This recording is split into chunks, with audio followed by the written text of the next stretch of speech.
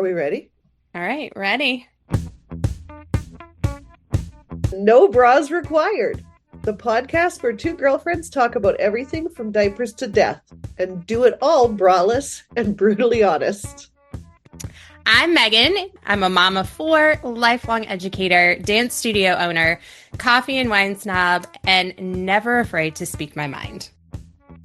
And I'm Patti, mom of three, teacher turned leader, dance boss, loud laughter, tequila enthusiast, and professionally unfiltered.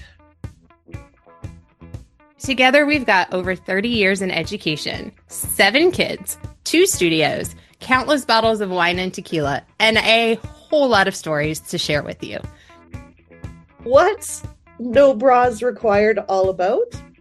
It's a space for women like us who are juggling life, entrepreneurship, parenting, work, marriage, friendship, grief, joy, chaos, and just need some real talk.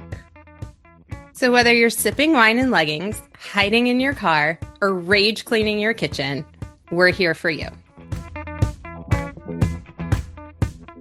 Hey Megan, Hey, Patty. how you doing?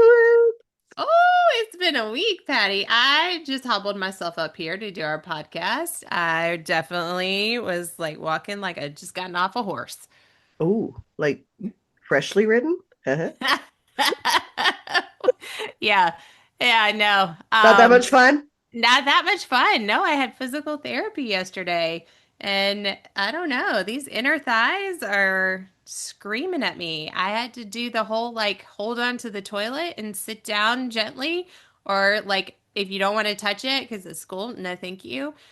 Just like squat as far as you can and fall because and hope that you don't fall in because that's about Oh, where we're at. So, um, oh, girl, yeah, I had a similar experience this week. My massage therapist is like, "Your kneecaps don't move." I'm like, "Yeah, they're happy like that." He's like, "No, they need to move." And it's like, now I can't tap dance, sir. So I'm gonna slap his little hands next time I go. But yeah. No, well, that's what I told her. She's like, I'm going to yeah, get your legs to be the same length. And I was like, okay, good luck with that. They haven't been the same length since I was 13.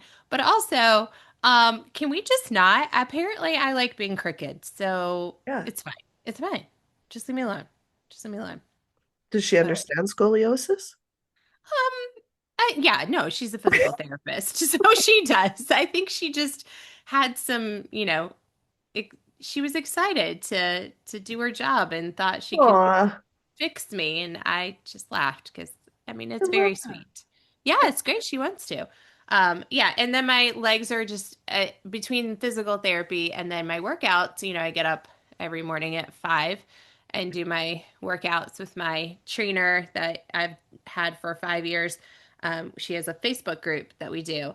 And I don't know, she's been crazy with the squats. Sorry, Lisa, but you've been crazy. And so my legs are screaming with that. And it probably didn't help that I was sneezing all on Monday with my allergies and trying to do squats and bicep curls while you're sneezing and trying to balance and not hit yourself in the face with the weights. Oh my I gosh. think, yeah, it was quite the just adventure. And I'm glad nobody was watching me. You're like a literal mom meme as you describe that. Like Yeah. Yeah. balancing all the things. Is that the same girl when we were at a convention? You and I went down to the gym at the hotel and we did her workout together. Is this the same one? Yeah. Same one. Oh, she was great. Yeah, I mean, she does. I love her workouts. And now she's being real crazy. I haven't joined in on her crazy, but she's been wearing a weighted vest for the third round Mm, while she's doing squats and weightlifting. And I was like, oh, that might be too much for me. yeah. But, Oh maybe man. one day I'll get there. Um, I got to show you my thing. What you got? Sinuses. Yeah, I know mine are So bad today. I'm gonna do a little ad here. Oh, let me This see. is called rocket fuel. It was told to me by our good friend Elisa, and I Uh-huh. couldn't get it. They didn't ship it to Canada when she told me about it. And then I had a really bad raging head cold like 2 weeks ago. Like it took me out for 5 days. I was on the couch and I never get sick that long. Anyway, you know how your phone listens to you? Yeah. So this came across my feed again, and I'm like, I'm gonna just see. And sure enough, it ships.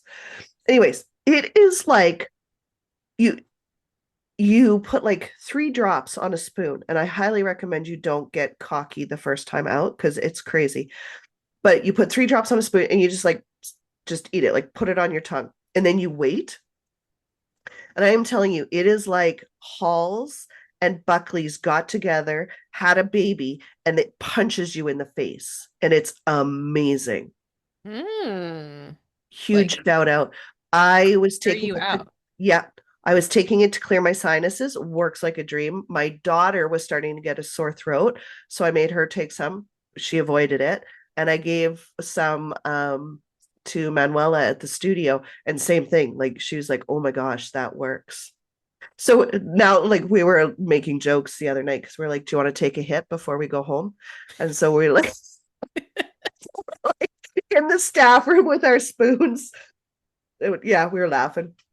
Yeah. I was just looking it up. I couldn't find it on Amazon, It's but it's I Googled it. savvy touch rocket fuel, and it's 100% natural sinus and respiratory support. Yeah. I just saw it. Proudly New Zealand made, Yeah, trusted wide. All yeah, right. and like there is it MMF, like the wrestlers, the fighter people, Yeah, there's like, I mean, there's some man who looks very ripped. ripped and Yeah, built out with some really big yeah, muscles. yeah. They take it before they fight to help like increase their like oxygen. It's Oh, amazing. Anyways, if you suffer from sinuses, like I do, it or if you've got colds that yeah, are that coming and you want to kick them in the pants or just scare them out of your body. yeah, I need to scare the ragweed out of my body. It But is you for do me. have to shake it. I forgot one day, And and whoo, because the oils separate. oh, not good. Not good. I got a mouthful of like eucalyptus. So I think I was like, what is it the pandas that eat the eucalyptus? I think so. No, they eat the bamboo. Who eats eucalyptus? The koalas, right? Koalas. I don't know how they do it. They must Those are have really tough fresh little breath. bears. They are tough little bears. Tough little bears with good fresh breath. Yeah. Huh. Yeah. I Anyway, mean, shout out Rocket Fuel, whoever you are that made it. I appreciate you. I appreciate you. nice. Yeah. Nice. Woo. All right, Patty, should we get into it? Yeah. Yeah. I love this topic today. I know this is a Patty topic all the way around. Ah, Um, I mean, we both talk a lot about it, but yeah. this I think this is like your heart right here. Yeah. So today we're talking about raising kids who don't quit. Yes. So we're going to talk about grit, resilience, and teaching kids that quitting isn't the same as resting, redirecting, or growing. Yeah. And and just like why kids give up and why we have to remember that we're the adults in the room with our life experience, like keeping it real on what the struggle is and why it's there, and yeah, just all things resilience. And I do, this is like near and dear to my heart because I just see such an escalation in kids not seeing things through. And Mhm. I, I'd almost argue that it's being encouraged. Like it used to be allowed. I think we're stepping into encouraged to Yes. not see a struggle through. Yes. And I think I, we've had this conversation many a times So trying many to times. figure out what it is. Yeah. Um, but, kids used to, well, parents used to encourage kids to find their thing Hmm. and then become an expert in it, right? Yeah. And so they may try a lot of different activities, Yeah. but then they kind of double down or triple down on one thing, Yeah. right? Whether it was dance or baseball or Yeah. I don't know, whatever it is. I remember like growing up, there was a lot of do one thing and do it well. Like that was Yes. the narrative that our generation grew up. Like the Gen X Hmm. had, you do one thing and you do it well. You put your all into it. Yeah. Yes. And Yeah. now we're really All over the dabbling in place. everything and we're masters of nothing. And Correct. or kids are just so overwhelmed because on Monday they're taking writing lessons, Tuesdays is dance, Wednesdays is music, like they've got their piano lesson, Thursdays is art class, and then Fridays is, gymnastics. When do they rest? When do they play with their friends? When do they have independent play or downtime, like read a book, catch up on homework? We're overloading them, and we're not letting them see things through. And it's not, and not, again, these are generalizations, but they don't have time to focus because they're so overwhelmed. Yeah, and I think, I think this happened before COVID too. Yeah, Kids were overscheduled. And yeah. then we went into COVID, and I think a lot of people realized, oh, look, family time and the beauty of it was awful for so many people, and especially I know you guys in Canada had it worse than we did down here. But um I think a lot of people found the silver lining in it was that they finally slowed down, Mhm. and they weren't overscheduled. They couldn't be because so many things weren't running. And there were the kids who were overscheduled, but they were consistently in the same activities before COVID. Yeah, And then now, since COVID is past, well, whatever you want to say about it, but we are back to the normal. But now we're back to being overscheduled, but we're not overscheduled in the same activities consistently year to year, consistently even like semester to semester or yeah, quarter to quarter. It's like we're jumping from one thing to the next thing every few weeks. And yeah, like you said, we are experiencing a lot of things, but we are mastering absolutely nothing. nothing. Yeah. Nothing. And I find kids are quicker to give up because I think we're in our first real generations of social media babies. Like these kids are growing up with this. And so they've got that instant gratification culture. And what they see is people on Instagram and TikTok and, all the social media feeds showing off their best skills, their best days at sport, at art, at whatever it is the thing is. And what people aren't posting is like all of the bad days and all of the struggle it took Mhm. to get to be that good. I know we see it a lot in the dance industry. Like, they're doing 16 pirouettes. Well, back in our day, we were happy to knock off three. Like you were a superstar in your studio if you could do a triple, Yeah, you right? were. Like, and now it's like 16 is the new norm. And Um, they're five. and they're five, and they're five. But it's like nobody talks about, yeah, they're spending every day at the studio. They dance for 5 hours. They spend more time in a dance studio than they do at school or home with their parents.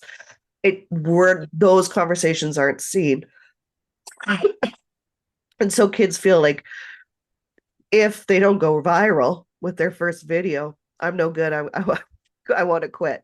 Or, like they're like, I suck. And they're they jump in the car, they're like, I'm no good at this, I don't want to do it anymore. And parents aren't having the fight because they're like, I'm too tired to fight. I hear Right. that a lot. I'm too tired to fight. They're exhausted and they don't want to get in the car. And it's like, again, as a Gen X, my parents would like, if I paid, you're playing. You're good. You have to finish out the season, and then if you still want to quit, yep. And our teachers constantly told us, like I remember dance teachers saying, you don't quit on your worst day. If you want to quit after your best day, fine, but you don't quit on your worst day. That's not who you are. And so we had a community narrative that was, no, you're actually going to put in some effort and try, and struggle is real, and that's okay. Yeah. Yeah. And I agree. It's partly the kids and this Yeah. instant gratification. And we're seeing it in school too. Yeah. I mean, they cannot, the attention span of kids is microscopic. Developmentally, a kid's attention span is usually about the number of minutes that they are years old, right? That's about how long they can focus on one thing. So, an 8-year-old can really only focus on one thing for about 8 minutes, and then you're going to need to move them around. And not, and just shift activities, right? And not Yeah. necessarily you have to do a totally different topic. But no, today's 8-year-olds, I mean, it's like 2 minutes, and oh, I need to go to the bathroom. Oh, are we done yet? Oh, what are we doing next? They're like still licking the mirrors at 8 years old, and that we should have gotten past at 3. Three. And I thought for a while, I was like, okay, all right, go back. When were these kids in COVID? What did they miss developmentally because of COVID? Was it, Yeah. oh, they missed their preschool years. Oh, they missed those early like education year, Yep. the beginning of elementary school. Um, but friends are the kids that missed kindergarten and first grade, which is my child, my youngest, he's now in sixth grade. I mean, and he came back in second. So like they worked really hard in second grade to kind of fill the gap of what Yeah. they missed in those early education years of, I mean, they had a year and a half less of carpet time, but Yeah. they worked really hard on that. Like those kids are pretty back to normal and are pretty close to where they should be developmentally and also educationally. So, yeah, we shouldn't be looking in the mirror at 8 years old. It, you know, it it it's worrisome. I don't know if it's the iPad babysitter generation of the kid was uncomfortable, they were too loud, they were bored, give them an iPad, and so it's just constant, here we go, because you can switch shows every 5 minutes, you can do, play Yeah. games all the time. I don't know if it's that effect or if it's tired parenting and we as parents are so overwhelmed or so distracted because of our phones that Mm. we're not paying attention to the little people and our attention span is so small now that we can't model and help them in how to have a longer attention span, how it's okay to be bored. Yeah. That's where you find your creativity. It's okay to have to do the same things over and over again because practice makes permanent. It doesn't make perfect. Perfect practice makes perfect. I tell my kids that all the time, and they're like, but why do we have to keep doing this? And I'm like, you have to build the muscle memory. We have to talk, Yeah. I mean, I have to talk them through like you are building those neurons and those neural pathways Yeah. in your brain. Like it's like paving a road. The first Yeah. time we do it, we're just taking the weed whacker and taking out all the Yeah. bush and leaves and junk that's in the way. And Yeah. then we come through and bulldoze, and then we lay the gravel, and then we put the cement, and then we lay the asphalt, and then we make it a highway. And like by the sixth, seventh, eighth time, now maybe we got it and you can go smoothly. But um they they don't even understand. I think parents don't even understand brain development Right. and how that works. I love that I literally had this conversation with my 8-year-olds last night, and the parents were watching from the lobby because we have live feed. And I have a lot of school teacher dance parents. And I think I was defeated when I walked out. And they're like, how was that, Miss Patty? And I'm like, woo, we were on the struggle bus for Focus tonight. And they're like, yeah, we watched. And I'm like, 8-year-olds are the new grade sevens. Everybody used to Mm. complain about grade seven, right? I mean, I will tell you though, grade seven is still grade seven. I don't care who, how, what has happened in the world. There's something about grade seven. They need to be on an island. Those hormones hit, and yeah, no. But yeah, I agree. 8-year-olds, they are hitting that. So hard. What happened? Yeah. Yeah. So hard. And like I said to them in class, because they were talking about it was a tap class, which tap typically we have this conversation all the time because it's harder. It's And hard. like you're saying, the neural pathways, you have to do it so many times for it to just feel like comfortable enough that you can think about something else. Like, oh, I have arms I should be using at the same time. Oh, there's tone to the step. Like it's like literally building an onion. You start with this and you add a layer and you add a layer and you add a layer. And I have always told my dancers, if you can sing it together, you can Hmm. dance together. And the best tap teams sound like one person. They know this. And so we were working on a combination and I had them saying it out loud. Well, there's always one or two. She's like, I don't like that. That doesn't work for me. And I'm like, you haven't tried it enough to make it work for you. And I'm like, there's three different ways that we learn. There's auditory, there's like um visual learners, and then there's like proprioceptive Kinesthetics. feedback. Like, Yeah. and I'm like, and they're like, what's that? I'm like, it's learned to do by doing. When you do it and you feel it. And I said, but when you guys say it out loud, we're combining all three of them. You can visually see it in the mirror, you're hearing it, it's training your musical ear, and you're doing the work at the same time. So it learns to do it on the tempo. And I'm like, I've spent a lot of time educating myself to know this so I can be the best teacher for you. And I'm like, what I need from you is to stop asking to go pee, to stop pulling your tutu up over your head, like your, or not the tutu, but like the little skirt over your head, to stop picking your wedgie, to stop pulling your hair bow out of your hair, to stop like grabbing your friend and hugging her and trying to pull her into the corner and be the best student that you can be so I can teach you this stuff. And like my keeners were standing there looking annoyed at the ones that I was literally directing that to. The ones that are in the middle were like, and they just look sad. They're like, I'm sorry that everybody's so bad. And the ones that I was directing it at were still pulling the skirt over their head, were like holding themselves, pretending they had to pee. The one, Megan, one of them was holding herself doing the pee pee dance, and she literally just came back out of the bathroom. I had to get my desk staff to go knock on the door because I'm like, did she die in there? Like, is she sick? And they're like, I don't know what you're talking about. She was taking a little coffee break. She wasn't even Oh, in the bathroom. She gave herself permission. And so when she, I'm like, did you go to the bathroom? And she's like, yeah. I'm like, and you have to go again. So, like, as an educator, I'm like, is this a UTI infection? Like, you don't want to right. let them not go, but at the same time, seriously, child? Yeah. Well, can you imagine her poor teacher at school?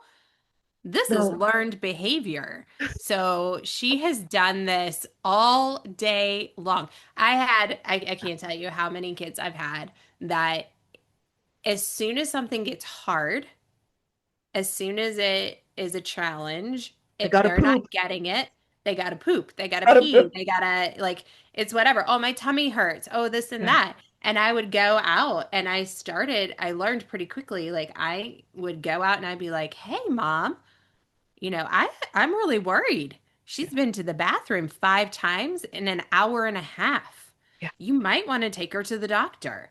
yeah, And mom's like, oh my gosh.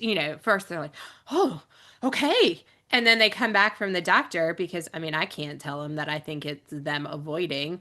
yeah, So go take them to the doctor. And they come back and they're like, there's nothing wrong with this child. She is not allowed to go to the bathroom. I'm like, okay, thank you. yeah, But we yeah, almost have to have that permission because God forbid you don't let a kid go to the bathroom and you're going to hear it from yeah, high heaven to hell. I mean, it's going to be ridiculous. So yeah, I know uh, the, the resilience of kids to meet a challenge, having that grit to struggle as they're yeah. building skill. I mean, and it's not just in dance, it's in No, no, everything. It's yeah, in everything. I see it in Ryan's baseball, not him yeah, himself, but with other kids at baseball practice. Like they don't want to go to practice. They don't want to work hard in practice. They don't want to play it like it's a game. They're like, why are we doing these drills? And it really does kind of weed out the kids that are really serious and want to work and get better, and then the kids who aren't. Ryan goes outside, and it's really cute. Our neighbors have all commented on this because every day he comes home and he'll go outside and he practices pitching Yeah. against my fence. Um, you know, it's fine. It was fine. We can rebuild a fence. But I mean, it's a tennis ball, but he sits Yeah. there and he's throwing the ball against the fence and practicing all of his different pitches. I know nothing beyond like the most minimal stuff about baseball. But he's always practicing that. And so our next door neighbor, they're an older couple and their kids, I guess, had played sports.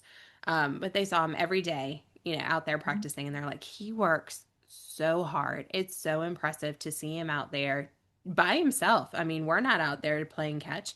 And so he bought him like one of those nets that'll like throw Oh, the ball back at you, like bounce the ball back at you. yeah. For him because they were like he just you can tell he loves it, and it just makes us smile because we remember our kids at that age, and this is so awesome. It was so sweet, That but is so nice. it's also interesting that people notice when Mhm. kids are like that Yeah, because sadly it's pretty rare. it is. And I think too, like, I find my students know keywords like growth mindset and we Hmm. have to have this, but I'm like, but do you understand what it means? Like, I think parents are trying to, like, don't be have a closed mind, have an open mind to this. But it's like, but do we talk about what that looks like? What does that actually feel like in the moment? And I've started talking with my kids. Like, I wish I could remember her name. It drives me crazy. But she's a doctor that talks about the learning space. I think Hmm. I've told you about this before too. And she says, like, the way I approach it with my dancers is like, do you remember when you learned how to write your name and spell like I said, did any of you do it well the first time? And of course they're like, no, no, like we didn't know what we were doing. I'm like, right. And did you get frustrated? Yes. Were you angry sometimes? Yes. Were you sad that you couldn't do it? Yes. Did it like it's I said, and those feelings typically we would call negative feelings. There's Hmm. fear that you'll never be good enough or you won't ever get it or you're not as good as somebody else. I'm like, how many of you feel those things in dance too? And of course, they're always like, yeah, yeah, me. And it's like, right. But I'm like, that's the learning space. Learning is not usually like fun, exciting, amazing. It's what you gain from the learning and the willingness to try and push through those, like that uncertainty in the Hmm. learning space of those feelings that, again, typically we call them negative, but you can learn to love it. You Right. can also train your brain to go, oh, like this is what this is. Like, I'm going to get good at this skill. And I'm like, you're actually in control of that. You get to control how you feel about being in the learning space. Hmm. And they're always like, I love it when little kids realize that they are actually more powerful than they previously. It just lights my soul on fire. But then all of a sudden they're like, okay, and then they can do harder things. And I don't hear as much like, I'm not good at this. That doesn't work. I can't. Which by the way, I hate the word can't, and I tell them all the time means certainly am not trying. There you go. Certainly am not trying. And I said, you're the boss of your body. Hmm. If your brain constantly says you can't do it, you know what your body does? It believes you. I'll go so far as to say, could you imagine if your parents had a favorite kid? And they're like, what? And I'm like, what if one of your names was right and the other one was left? And right was amazing at everything, but left just sucked. Like, and I said, how hard do you think left is going to try when they know that they're just not the good kid? And they're like, Yeah. not very good. I'm like, so what do you think your body thinks when you tell it that's my weak Yep. side. That's not my My good bad side. side. That's my Yep. and they're like, oh, and I'm like, be a better parent. And they just like, but it's like just putting the imagery in their head so they go, oh, Oh. oh, Mm-hmm. Yeah, oh, I always start mine on the left yeah. Show Lefty because some love. yeah, shows lefties some love, but also to most kids, that is not their easiest side. It's not the one that comes as naturally. And so I'm like, well, let's get the hard part out of the way. Yeah, If you learn it on the left, then the right's going to be even easier. yeah, And they're like, what?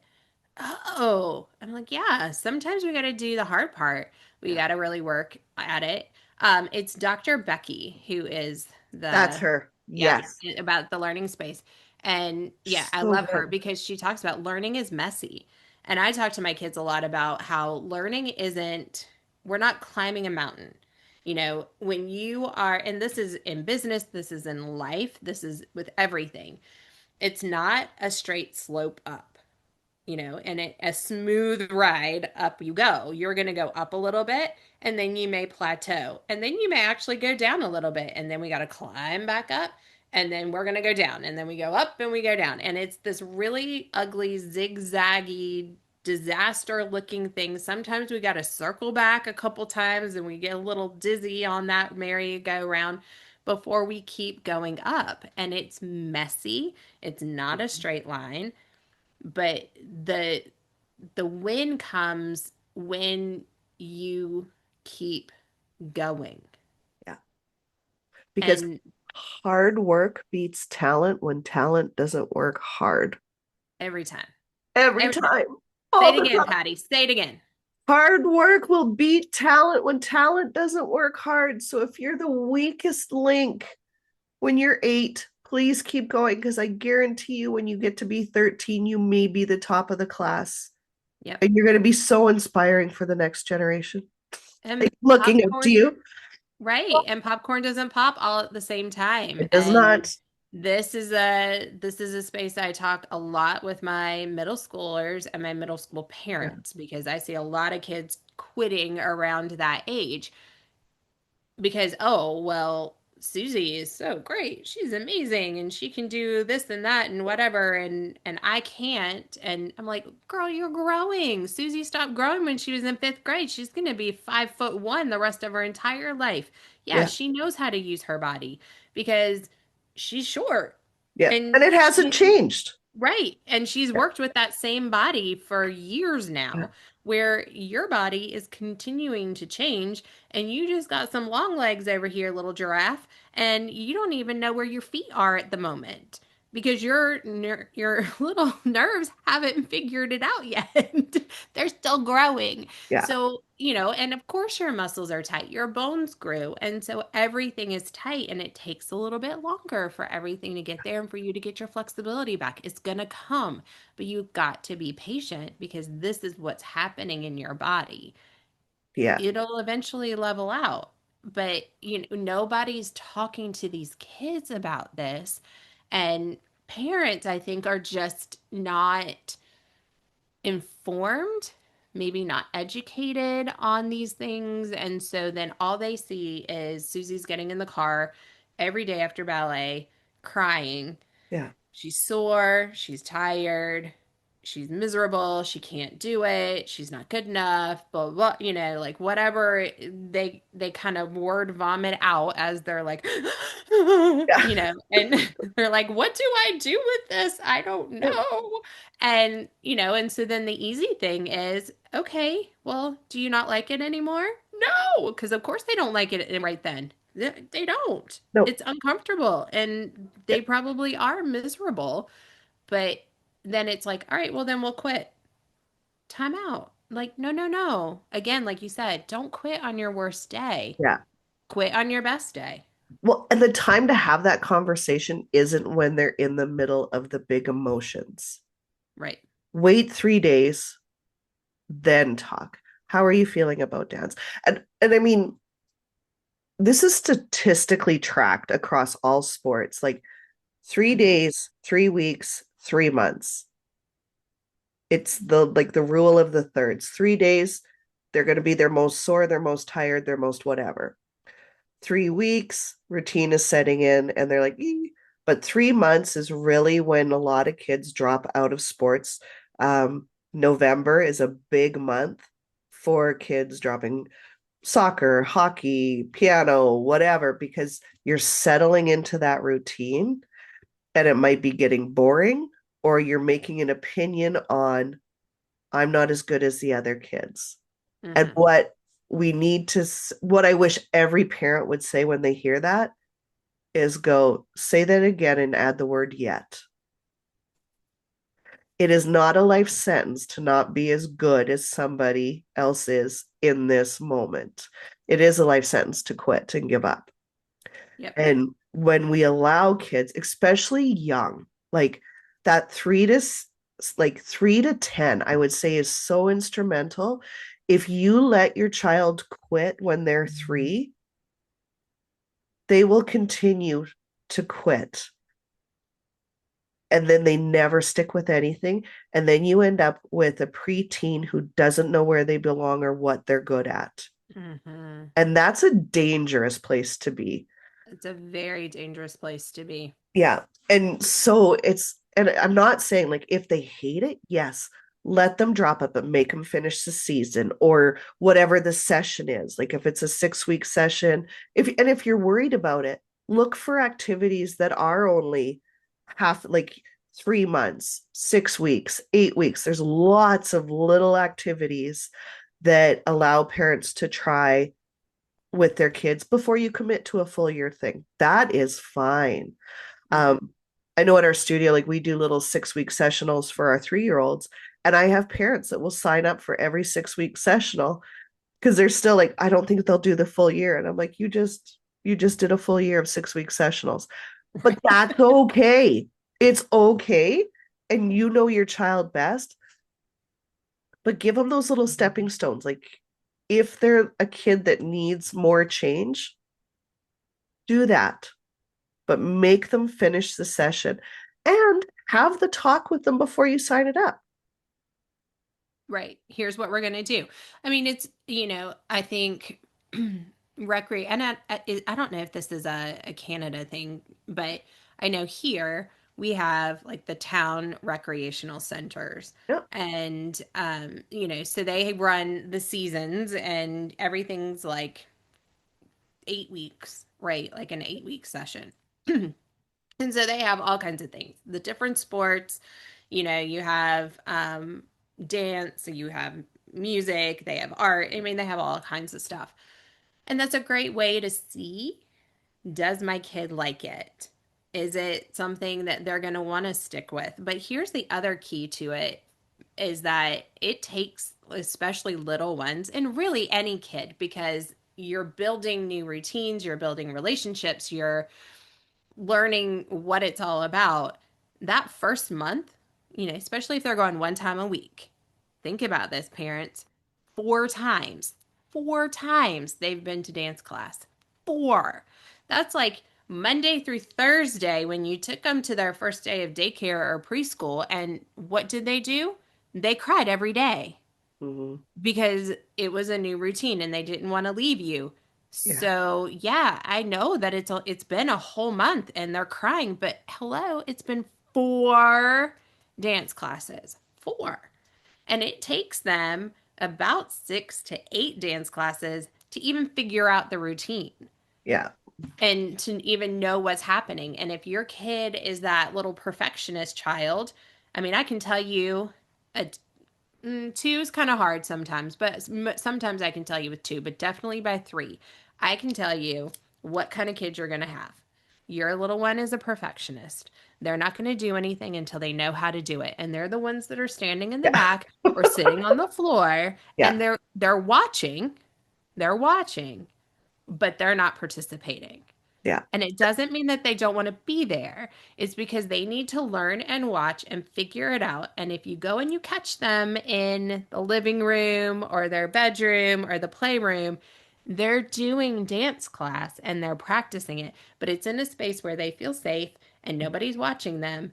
until they can get it perfect. And then all of a sudden, about month 2, sometimes month 3, oh, that little baby jumps up and they're ready to go. And they got their heel steps and they got their little princess point toes Yeah. and they can do princess toes and dragon toes all day long Yeah. because they've practiced it and figured it out. Those are our little perfectionists and they're going to be like that their entire life. And if it's not right and they can't do it right, they're going to struggle and they're not going to do it until they know they can do it right. Yeah. And then you have your wild ones that come in and they're like, yes. And they're going to do anything and everything, and none of it's right. They are just so excited to participate and Yeah. socialize, and they're your little extroverts. And those are the ones you're going to get the phone call from the teacher that they are talking too much and that they're late to class because they're being too social in the hallway. Yep. Um, I mean, it's just funny how you can see these little babies at 3, and you're like, I know exactly what your educational journey is going to look like. I've got thoughts and feelings on you. Yeah, yeah. Yeah. I mean, but we've done this a really long time. So, like, Yeah. if your kid is struggling, talk to your teachers, talk to the people, Yeah. have those conversations. Like you said, 3 days, wait and talk to your kid. But then loop in the coach, loop in the teacher, loop in the studio owner, have those conversations. Hey, here's where we are. This is what they're saying. What are you seeing? Yeah. Because I don't know. I don't know anything about baseball. If Ryan came home and was like, "I'm done. I'm not doing baseball anymore. I quit." Like, okay, whoa. I mean, this kid who loves it to his core, but also, all right, what's going on? Yes. And sometimes they can't articulate it. Sometimes they can't even process and analyze, okay, this is what's going on. Here's how I'm feeling, those Yeah. kinds of things. Especially boys. Oh, bless them. They don't know feelings. Well, he does. He knows his feelings because, he's my grumpy kid. So he has to like be grumpy. And Yeah. then we can talk about it, usually like 8 o'clock at night when I'm ready to go to bed. And he's like, hey, mom, let me tell you all the things I feel. But You've got one thread left, right, Mom? Let me see if I can unravel it for you. right. Let's have a heart to heart talk right now. I know you just put your earplugs in and your eye mask on, but can we talk? I'm like, sure, buddy. Oh God, Um, gotta but love them. like I would go to his coaches and I would want to know like what's going on. What are you seeing? What's happening with him? Let's work together to figure this out. But we're also the parents who like we picked an activity and you're doing the activity you love. Now he'll do like basketball every season, Yeah. whenever winter season comes around, he does like to play it. We're not super into it. Like we play it recreationally for 8 weeks. It's fun. He likes Yeah. it. We move on. That's okay. But even there, we would have a conversation with his coach. We don't treat it like it's a throwaway thing. And all right, we'll just try something else. Yeah. Yeah. I don't know. I It's totally agree with you. And I think too, like as parents, I think it's smart to do like drive-by viewing when they don't think when they're not expecting you to be there. mhm. Go view what your child is like when they do not think that you will be doing that. I learned a lot about my kid, like the boys, like Canada, the hockey. Um, and my oldest, God bless him, he's so much like me. Uh, he was so social. He did not do the drills. And like there was a hockey game. He he was talking to the ref. Like he was stopping the ref from dropping when he talked to the other team's bench and he chatted up with the coach. Like he had his elbow up on the boards. Like, oh, love him. Um, but it was great. But like, then we had to have a talk about like, dude, like hockey's already long enough. We don't need to like drag it out that long. Um, and then yeah, like with football, like our middle boy, he got into football and it's like he was loving it, but we started to hear he started to complain and not wanting to go. So I did the drive by. I sat in my car like across the road where he couldn't see me and just watched him. Well, there was another kid on the team that was like invading his personal space and poke. He just wanted to be a friend, but he just didn't have the social skills to do it, right? Mm-hmm. Then the drive home was like, hey, I got here a little early. I noticed. I'm like, and he's like, it's so annoying. I'm like, I bet. So then, the drive home was like not talking about quitting. It was giving my child the tools he needed to communicate to this teammate that I don't like that. Yeah.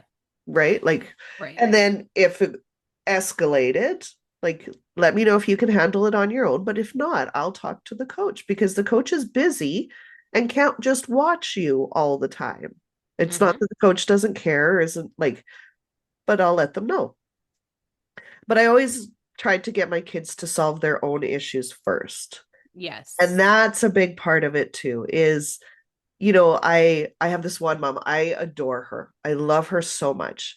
Um, and her daughter is now 13, but would like get in the car. Miss Patty is mad at me. And she'd be like, we're gonna book a meeting. So she'd bring her in. And it's like, she doesn't feel like she's getting to do certain things. And I'm like, okay, well, do you have any ideas why? No. And I'm like, so you think it's that I don't like you or care about you? And she wouldn't say that in front of me. I'm like, do you remember what you were doing when I was teaching the drill? And she's like, no. I'm like, you were laying on the mat, not learning the skill. And I said, so then when we did the skill, you didn't know what you were doing and you said, I can't. And I said, certainly I'm not trying. Give it a go. And you're like, well, I don't know how. And I'm like, because you weren't listening when it was time to do it. And she goes, I don't remember that. And I'm like, well, I've got the security cameras. I'm like, I can pull it up and we can have a view. And She's like, oh. bless her, she buried her head in her mom's arm and her mom hugged her and then looked at me and was like, thank you over her shoulder so she couldn't see. But it's like, did the mom knew me. Yeah. She knows, she's watched me teach. She knows what I'm like. She did not just take her daughter's teenage, moody perspective and go, well, that's it. We're done. I'm going to go blast Miss Patty. She's like, I took my years of adulting and experience to go, something's not right. We should probably have a chat. Well, there's more to the story. There's more to the There's always more to story. the story. And I think, I actually just walked a friend through this. Her daughter goes to a different dance studio. It's Yeah. fine. No. Is it though? It's fine. It's fine. We didn't know them at the time. And, Okay. once you get in and you're like ingrained with your friends, you're not going to go to a different studio. But, Sure. she is in eighth grade. Ooh, Um, fun. yeah, super fun age, right? Ooh, super. Kind of in that weird place of, friends are getting moved up into the senior group Yeah. because they're 5'1" and they haven't grown in 3 years and they know their body and they're able to do a whole lot. She's been growing. She's struggling with her flexibility. She's struggling with, engaging her core, even finding her core, because that is a very normal thing that happens at this age. Yep. Anyway, so she was just frustrated, she was not wanting to quit, but coming home unhappy and just feeling like, well, I'm not being seen. I'm not progressing. I'm Yeah. not being pushed. I'm not being challenged. I like that one too. Well, I'm not being challenged. And so, her mom did the right thing. She reached out and she's like, "Hey, I know that you know things.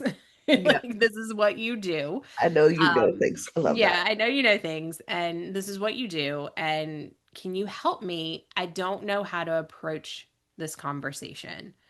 And Nice. great, right? Great. Yes. Find somebody who can help you, not the crazy moms on Facebook. Hey, hey moms of whatever dance studio, what do Yeah. you think about this? Like find somebody who is a, rational person who can kind of help you Yeah. process through. You know who those people are and help you think it through. But one thing I told her was you definitely have a meeting These are great questions to ask, but here's how I would want you to approach me if you were having this meeting with me and you were one of my parents. The first thing would be tell me what my kid is like in class, because right there is going to tell you a whole lot. Yeah. And and not every studio, not every sport, not even school. Hello world. School. You don't get cameras in school, right? You can't sit there and watch the live feed of what's going on in the classroom. Even though some days I really wish you could, because you would be shocked at what your children are doing. But you don't. So you don't know what your child is like in that classroom. Ask the teacher. Ask them. They will tell you. Now, they may start out very nice and like, oh, they're so sweet and blah, blah, blah, blah, blah. And be like, okay, so when it gets hard, what do they do? That's going to tell you a lot right there. Talk about, okay, what are the areas that my child needs to improve? Yeah. Yes. And Yes. can Yes. you help me? What are you doing to help them? Like, what's your plan for Yeah. them? Since we've talked about this now, and this is this, what's your plan for them? What can I work on at home? Is there anything else that we can be doing to help them? Here are their goals, and this is what they want. This is the outcome they want out of this. How are we going to work as a team to get them there? Yes. But you also need to know what their goals are. And goal isn't they're going to quit. Yeah. Okay, they're so frustrated that this is what they want, but I think what they really want is this. Yeah. Have that. If I don't let you quit, what do you want out of this? Yeah. I love that. Um, I think what parents really need to remember when they're stepping into it is walk in with the mindset of collaboration. Mm-hmm. It is not us versus you against your child. How do we work together as parents and teachers, educators, coaches, whatever it is, to bring out the best in this human that we all have a stake in? Yeah. That's it. It's that simple. And it's like, I can bring this, you can bring that. Let's keep talking.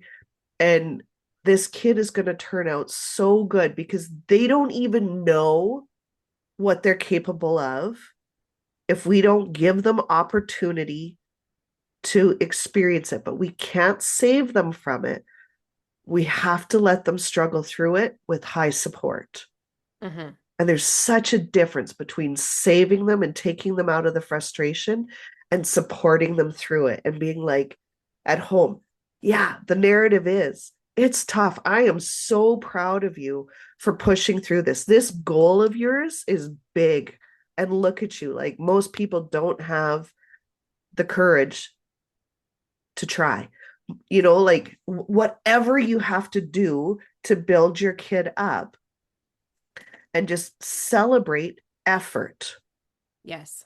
Oh my gosh. Celebrate effort, Celebrate effort. Yes. Like celebrate not the effort. not the trophy, not the result. No, well, no, celebrate the result. Like Yeah. one of the things I'm really proud of that I did with my daughter when she started doing dance exams, we had a discussion on what my expectation was because they're costly. It's a time investment, an energy investment, um, and a financial investment. And so it's like, kiddo, like I want to know that you're working at this, that you want it, and then I'm fine to put you through.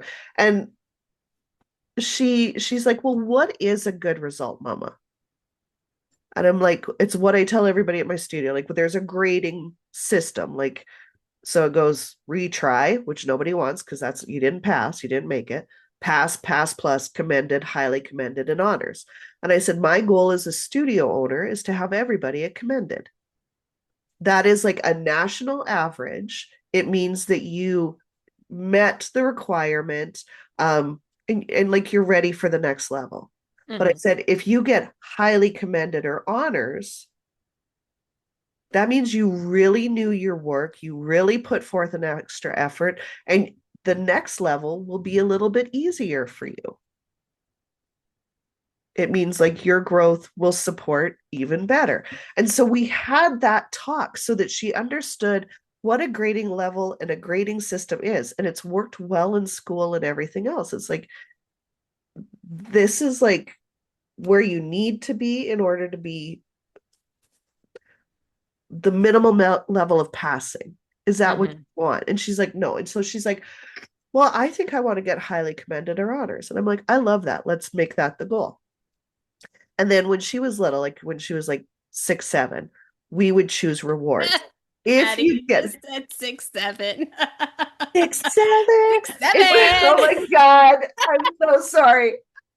But like we would set rewards. I'm like, so if you get a highly commended or an honors, I'm like, what should we do to celebrate? And she was such a fancy little girl. She's like, can I get a manicure? I'm like, yes, we'll go for Yes. manicures. Megan, this kid, when she was a little bit older, she did 2 exams in one session. She's like, well, I did 2 exams and I got honors in both. So do I get a mani pedi? I'm like, child, This please. is this is why she and Reagan got along so well in Oh Vegas well, because they're the same people. same. Yeah. Yeah. Yeah. And you know what? And I did it because yeah, you worked hard. Yeah. Now I don't now I don't have to do that. Like we might grab a blizzard on the way home from like getting the results or whatever. I congratulate her, I high five her, but she is so internally driven Hmm. because of how we set it up, because of the conversations that we had. And I really wish parents would take the time to go, I'm going to put you in this. This is my expectation for my time, my energy, my finances. Because Hmm. we don't. And kids don't know what the expectation is. Right. This is the investment that I'm making, and here's the return on this investment. Now, be realistic. I mean, your kid's not going to go off and be the next dance sensation Yeah, or, be the next MLB player. There is that end of it where parents go too far. But yeah, no, you're right. I mean, you are investing time, energy, finances, and sometimes a yeah, lot of finances. This stuff is expensive. oh, And having those expectations of yeah, this is what I expect from you, yeah, and then to reward it. And I love that you did that. You gave the external reward, yeah. and kids typically need that external motivation for a little bit When they're young. when they're young because Yeah, then they start to see the wins, the growth. Oh, my hard work has produced this, and it's not just about paying for the grades, paying for the, whatever. yeah, It's, oh, I'm proud of myself. This helps build self-confidence, it helps build their self-esteem, and it helps them build that internal motivation because they really, that's what you need. That's what a mature person has, is that internal drive yeah, to get the results.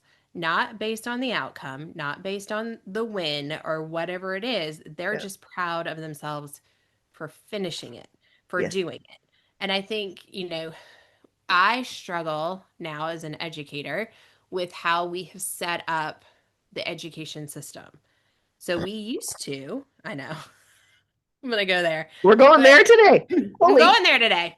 put your helmets on, people. Here It's we go. Here we go. So we need my used to safety talk vest. about, an A was for those percentage of kids, that small percentage of kids that it was excellent. A was excellent. Yeah, B was above average. yeah, C was average. I yeah, know, y'all, you may need to change your panties after this because you probably just like peed yourself having a heart attack on this one. D was below average and F was failing. yeah.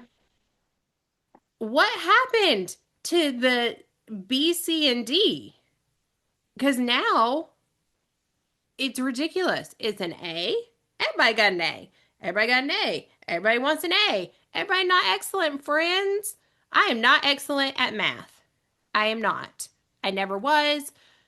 I mean, I probably could have done better had I tried harder, but I didn't like it. And so, therefore, I tried as much as I could to get the B because I was really happy with that B and I was going to put in B effort and I got a B result. And that was fine for me. Yeah. We probably could have had the A had I not wanted to eat Fruit Loops and drink Mellow Yellow and sit in the back and write notes to my friends. It's fine. I knew the consequences of my Yeah. choices. And it's normal. It's normal, but like What subjects did you get your A's in?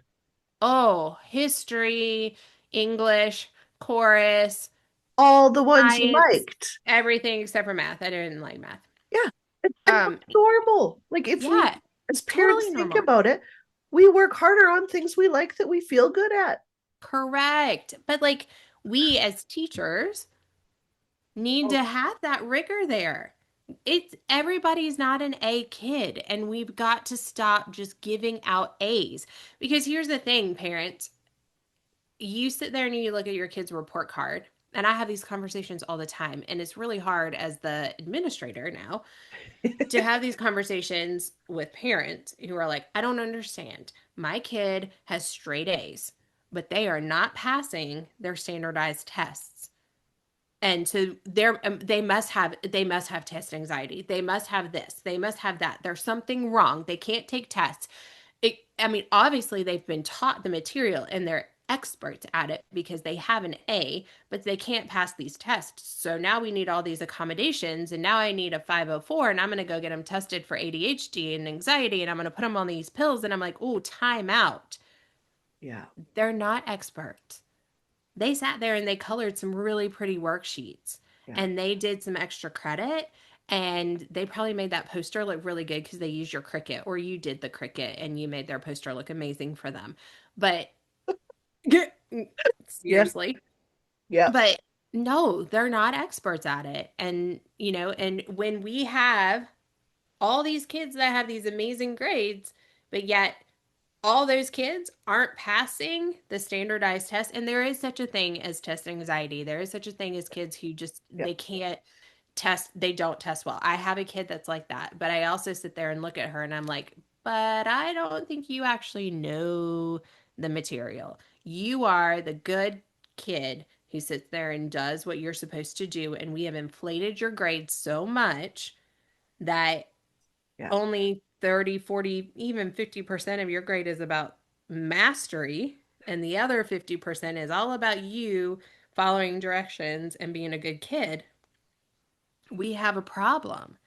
And what are we I love teaching that. kids? Houston, we have a problem. Seriously. And so Yeah. then when we have kids that can't follow through on anything, who don't know how to deal with failure, who fall apart at the littlest bit of discomfort or struggle, hello, Yeah. we have done it to them. Yeah. We have bulldozed our way to smooth the path for them, Mhm. and they don't know how to fail. And then I find this too. You're going to have two groups of parents. Ones that are like, what did you learn from that experience? And how do Yes. we fix it going forward? And the second group, how are you going to fix this for my kid? And it's the coach, the teacher, the educator's responsibility. And this is why we have an inflated education system. Like everybody's graded on a curve. Mm-hmm. This is why we have rewrites. My kids are coming. Oh, I had that talk last night in the studio too. Miss Patty, I got to do a rewrite. What is the difference in preparation from how you did it the first time to how you're going to do it the second time? Well, I'm going to study more. Why didn't you do that the first time and just save yourself? Right. Uh, well, I had that. And I'm like, right, you prioritize something else. And I'm always like, do you know where this doesn't work? And they always go, where? And I'm like, anywhere outside that school. Everywhere. Everywhere. Anywhere outside that elementary school, junior high school, it will not work. Your college professor No will rewrites. watch you running down the hallway with your assignment in hand that's due at noon. It's 11:59 and noon hits, they will shut the door in your face Yep. because you didn't prioritize properly. Yep.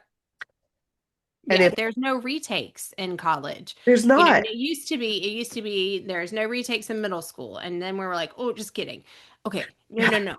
you guys can have retakes, and we're gonna, and I do, I do fully believe in mastery of content, and Yeah. that we should work towards mastery and not just socially pass kids on.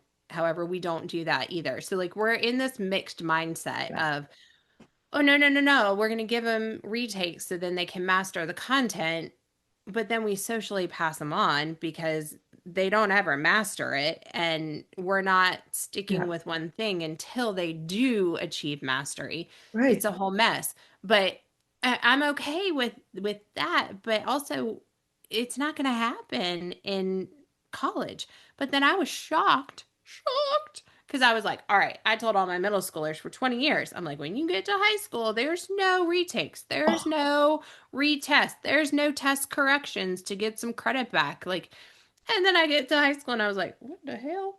Like, we're doing retakes and we're doing test corrections and we're doing what? Like, what is happening? what What the is hell? happening? That was the best way to state that. What the hell? And then I'm like, and wait.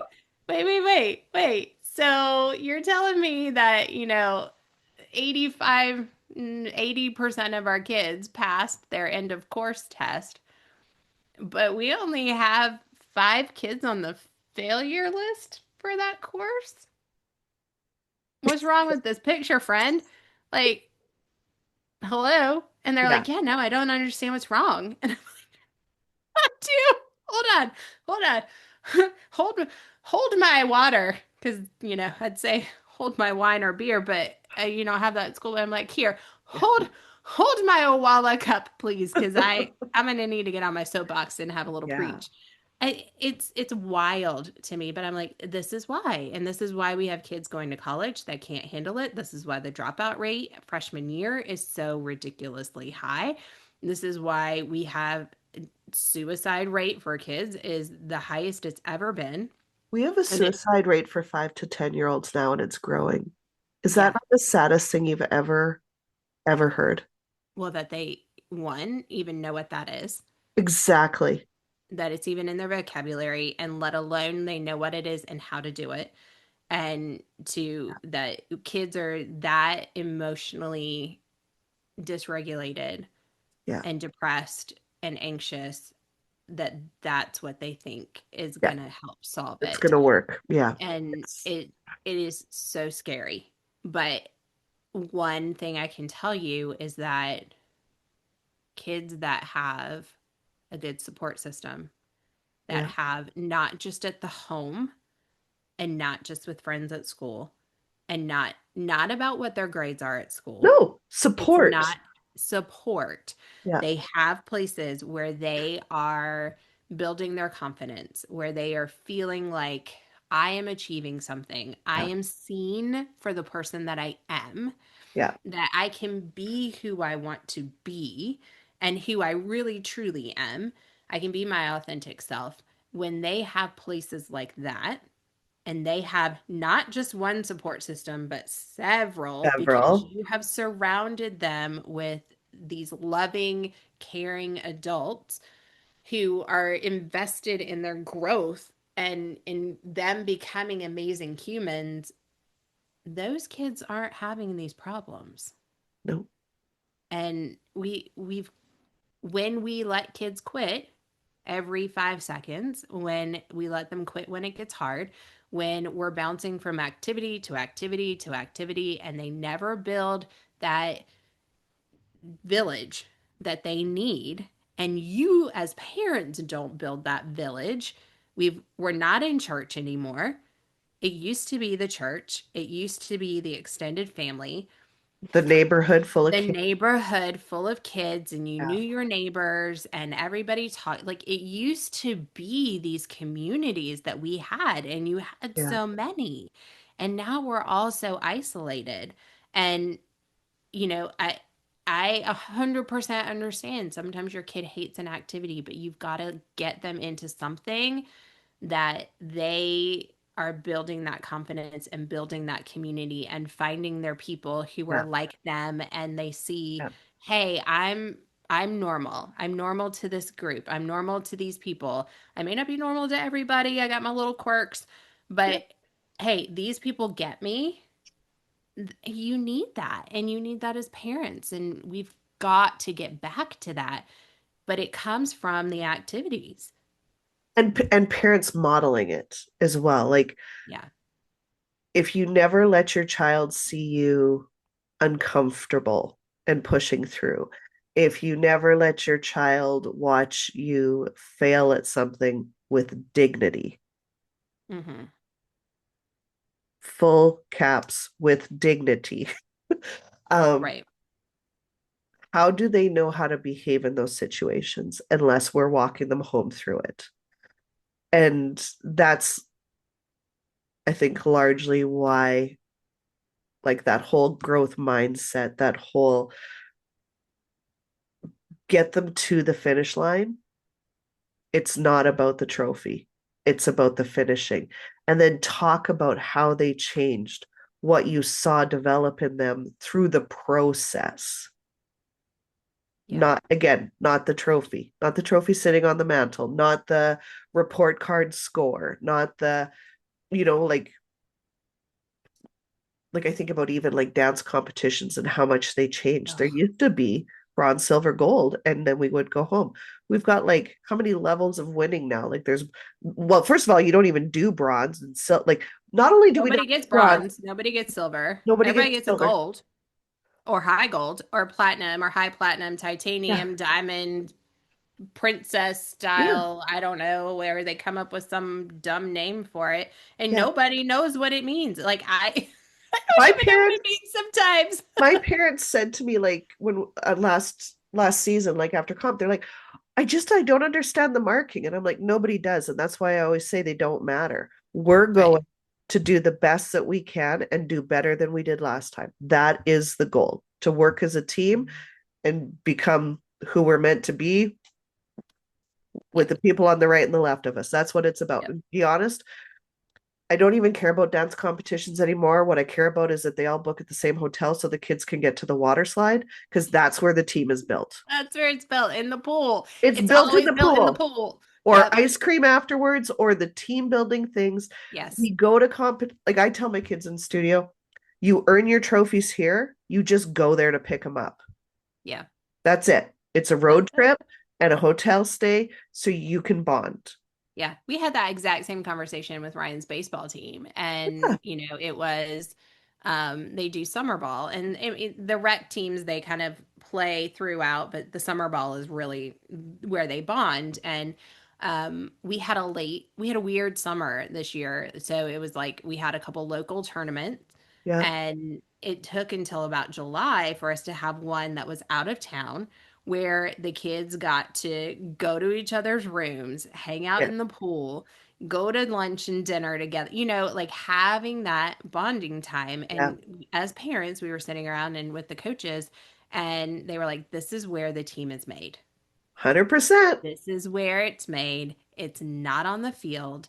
It's in these moments. And Yeah, you, as adults, as studio owners and coaches, those are the things that we need to make sure that we're doing because that is where your team is made. yeah, That's where they bond. And and then the rest is what it is. And it's a learning experience, it's a growing experience, but it's not about the first place overall. And y'all, everybody get like my parents are always like, wait, how do we get first place overall in all of these? Because then it's not first. And I was like, you're right. It just makes no nobody, sense. It's just everybody wants to feel good about themselves. nobody's, And yeah. so great, great. I mean, there's that whole other conversation about everybody getting a trophy, but um What did you used to call trophies for breathing? Wasn't that your, yeah, yeah, just trophies for breathing, for being alive, for showing up. But it's the same thing in school. Hey, you showed up to school. You were here on time. Great. Here's an A for you. Like, what did we learn? You're like, we've got to stop. yeah, Yeah. Uh, I could go on for yeah, days and days and days about this. yeah, But I do think, when you were talking about we have to model failing, we have to model how we handle frustration. I yes, mean, think about it. You are in the kitchen trying this new recipe. God help you. I'm thinking of me. I'm talking about me right now, okay? Um, trying to cook for your family and you're trying this recipe you saw online and it is a disaster. I mean, stuff is going everywhere. I'm a very messy cook. My dogs love it. They sit right underneath my feet. I'm like burning things. I can't get the timing right. Like my kids are watching and they're watching how I handle this. My kids were watching me hobble my tail up the stairs and down the stairs today with my really sore inner thighs and Yeah. really mad glutes and but then they also see I was back up at 5 a.m. I was doing my workout. It was not graceful, nor was it good to look at, but I did it. Yeah. And they see that and they see, like, oh, you're uncomfortable, but you keep going. Yeah. You are frustrated. This is hard, but you're going to keep trying. You're Yeah. not going to quit and stop feeding your family. I mean, some people do, but and then they just DoorDash all the time. It's a really expensive habit. Yeah. But, I mean, you're gonna keep trying and you're gonna work through that frustration. Mhm. And they need to see it. And they need to see when you are frustrated and maybe you scream and yell and maybe you curse and it's the week before recital or it's the week of recital and you got to clean the house and you're rage cleaning and people are coming Ooh, over. you clean I your don't house the week of recital? No, I usually do. Okay, I Oh, was really dumb, and I would have the staff over after recital to my house, like in the early years. Right. I know, Patty. I know. It was I'm the just like, overachiever. teach me your ways, Obi-Wan. Oh, no, because I was awful. I was the most horrible person. And like my family knew it. They were like, watch out, it's recital week. She's gonna go like on a rampage because we gotta clean the house and we gotta do this. Plus, she's got all the million other things to do. I was an awful person. So I learned this was not a good idea. We can go out or we can just Yeah. maybe do it on another day, but not recital week. But there's always those times. Think about like Christmas. You're overwhelmed, you're Oh Lord. overdone, and people are coming over. It's about ready to be Thanksgiving. You got the family coming over, and you're Yeah, sorry, losing go your ahead. mind. Yeah, losing your mind. I became a much better mother and wife when I hired a house cleaner because I liked my family better. Because you didn't have to clean up after them. You didn't have to clean the pee up around the toilet. No, There's a strange smell in my downstairs bathroom. It smells like pee, but I can't figure out where it is, and it's driving me crazy. And yes, like those are the things that turn you into like who the uses that? raging. Who uses that bathroom? Oh, Guess. okay. I'm sure you. I was gonna say, so one time, um, we were so our is the bathroom adjacent to a TV? No, Okay. but it is downstairs, and it's the only bathroom downstairs where the TVs are. Ah, okay. So See? follow me for hot tips here. Yeah. We were watching a movie together, me and Todd and the boys, and Charlie would have been younger. And it was a car show. So, first of all, full attention. And my middle had to pee and was like standing there doing the pee pee dance, watching the show because he did not want to leave that badly. He ran to the bathroom, left the door open so we can hear him peeing in the toilet. And then I don't remember what happened. It was a car chase and like the screeching of tires. And we heard the pee leave the toilet and hit the wall because this my kid is holding his pecker trying to see And it. watch it the other way. We Jesus. Yes. Yes. So like you might just need to wash your walls is what I'm trying to tell you. And Yeah, just don't ask why because it's not a good reason. It's I know. I know. oh my Little god. boys, oh my gosh, like little boys, I feel like it's always about the pee. They Yeah. can't control it. I mean, I do get it. Not really. But we have learned not to pee on the toilet seat, like lift the toilet seat. We're about 85% range of putting the toilet seat back down so nobody falls in. Um, Is you that know. not the worst early morning wake up? Like Oh, when you are like perimenopausal and you might not even realize you're perimenopausal and for whatever reason you have to use the same toilet your boys did. First of yeah. all, just don't. Just pay the money to get a different toilet put in for your boys. But like when you're bare ass hits that cold water at 3 a.m. and you're just trying Yeah. to not wet the bed. That's all you want to do as a woman is just not wet the bed and go back to bed. And now you're awake because your bits hit that cold. Yep. You Somebody did, fell in. and you're You just fell like, in. why? Why did I want children? Why did I want Yep. a husband? You just sit there with your cold, wet ass questioning all your life choices. Yep. Or, you sit down on the actual toilet seat and it's wet and you're like, "What the hell is that? And where did it come from?" And I Yeah. don't even know. I'm And instantly gagging. yeah, No yeah. yelling for me. Oh, I'm just like, I what? will I will say my mother-in-law did an amazing job with my husband because he has never ever left the seat up. He doesn't pee on the toilet seat. Like he is Yeah. a very polite male who understands what it's like to live with a female He and was is very respectful. We're getting there with my boys. your, It your does husband was take. properly domesticated by his mother. Yes, she did By a her really good job on flowers. that. That's good. Yeah, she Good. did. I was I yeah. will say my mother-in-law did a good job on that too. Like Todd is amazing that way. I quite no complaints, but same thing. Our boys. Oh God. Oh God, I will, Just and I know what it's like to have to get them there, so I really appreciate the work that she did. yeah. Well, and we were out in the country, so I was just like, just pull your pants down. And we used to tell our boys, because you know how they just don't care. They don't care. They'll walk around in No. wet pants. I was like, go clean grandpa's tires. They thought peeing on tractor tires was the bomb until one day we had a babysitter because I had to work and she had twin girls and my middle had to pee and they were all jumping on the trampoline and he just poked his little wiener through the netting and like and she's like she was quite Christian and didn't appreciate Nate's his he had the cutest little butt cheeks, but she did not appreciate that her daughters knew what they looked like. Yeah. Well, yeah, my one of my boys, we used to say just go water the tree. And in the summer they're outside, they're playing. We're at the pool, we're at the beach, and there's, it's a private pool. And so we're like, just go water that tree over there. Yeah. And we kind of potty trained him that way. And then we moved into our house, and we are not in the country. And he would just go out and be in the bushes. Like he's too busy to come inside. Well, and then one day got a knock on the door, and the neighbor was like, your son is pooping outside. And I was like, oh, okay.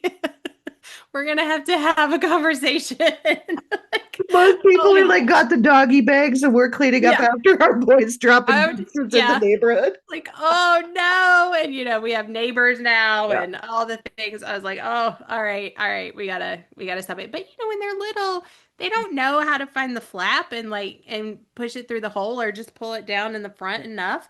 Like Yeah. it's full on bare ass. Like, here we Yeah. go. And so they're just woo out, hanging Drop loose. drop trow, as my boys would say. Um, Yep.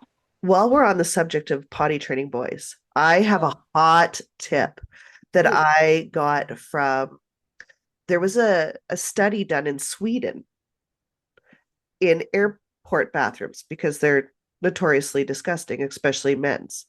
And they Mm. did like they tested the pee around the urinals.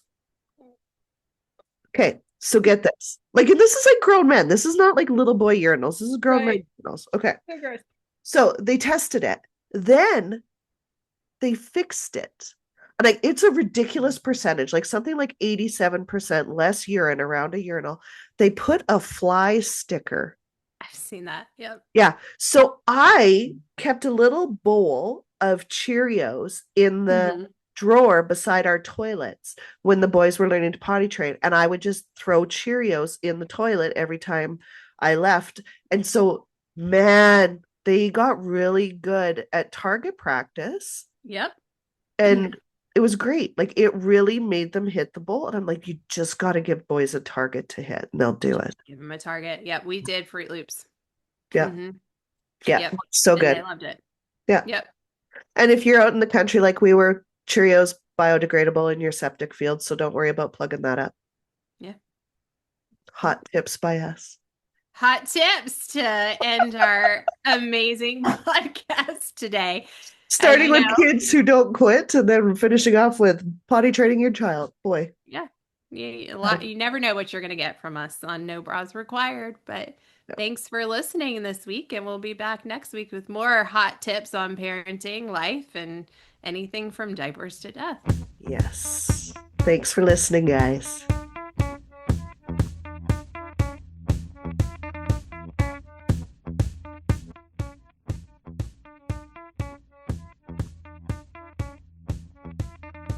We can talk about the serious things and walk each other home from diapers to death and all the things that come in between, but also to bring the humor and our crazy squirrel moments and all of our funny stories that we've lived from parenting to entrepreneurship to just being us and the adventures that we come up with.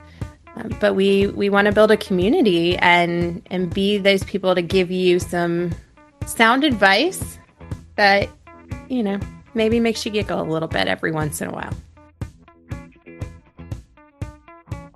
So thank you for tuning in. Subscribe, share with your favorite hot mess mama friends, and give us a follow on Instagram at No Bras Required Pod. Every week we'll drop a new episode tackling everything from marriage and mom guilt to leadership and loss with humor, heart, and maybe a little tequila or wine. So bring your favorite drink and join us every week.